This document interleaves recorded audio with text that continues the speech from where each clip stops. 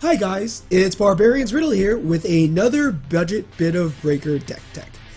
This one again clocks in at sub $20, and I had so much fun figuring out how to utilize this Oathbreaker in a unique manner, and working within the constraints of a budget, because when you're forced to work under restrictions, that's when true innovation happens.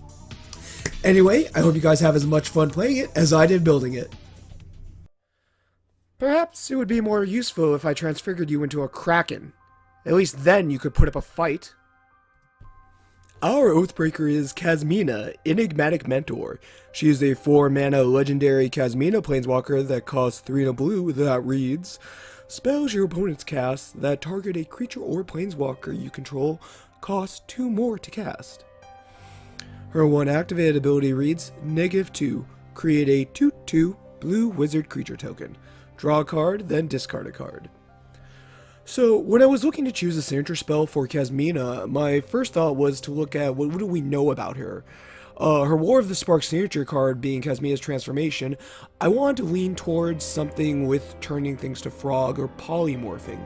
Originally, I was going for Polymorphous Jess, which, if you know the card, is actually fairly good. It blanks out creatures and turns them into 1/1 frogs.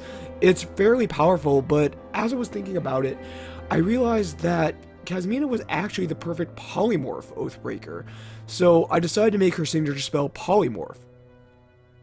Polymorph is a 3 and a blue sorcery that reads, destroy target creature. It can't be regenerated. Its controller reveals cards from the top of their library until they reveal a creature card.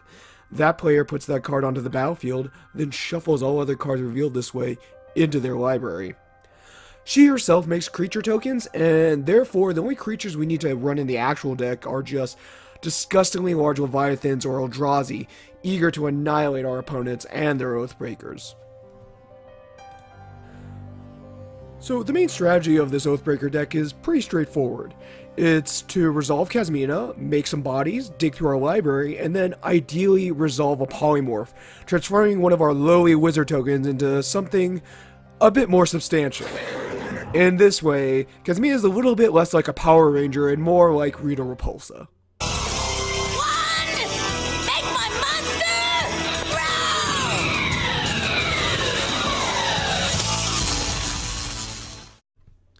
Surprisingly, that's not the only way we can plop some monsters onto the battlefield.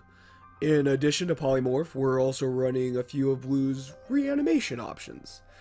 Both Hour of Eternity and Godpharaoh's Gift allow us to reanimate our monsters as 4/4 zombies.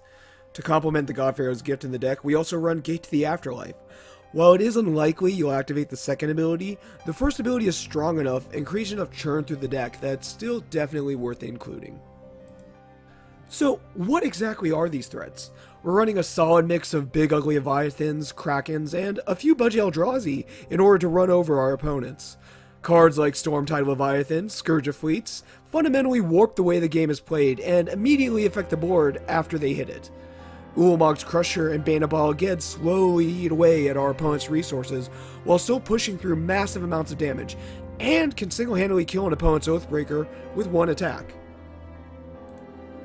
While a major goal of the deck is to slam a big blue baddie, the way we get there is by drawing and looting away a lot of our deck. Aside from the normal retinue of budget draw spells like Brainstorm and Frantic Search, we also run a lot of ways to passively draw cards, all of which are surprisingly cheap.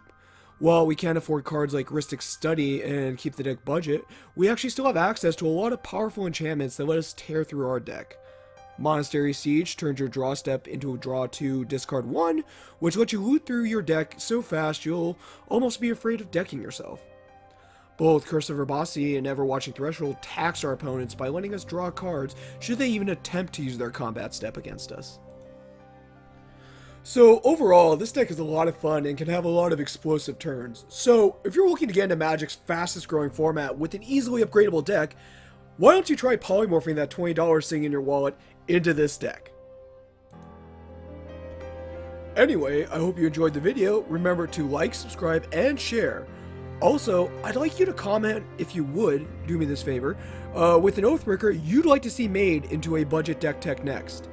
I really appreciate your guys' format. It's helping me to grow not only as a content creator, but also as an individual as a whole, and I appreciate you guys for joining me on this journey. Anyway, folks, stay positive. Remember, break oath, not bank, and most importantly, have fun. Because after all, that's really what magic is about.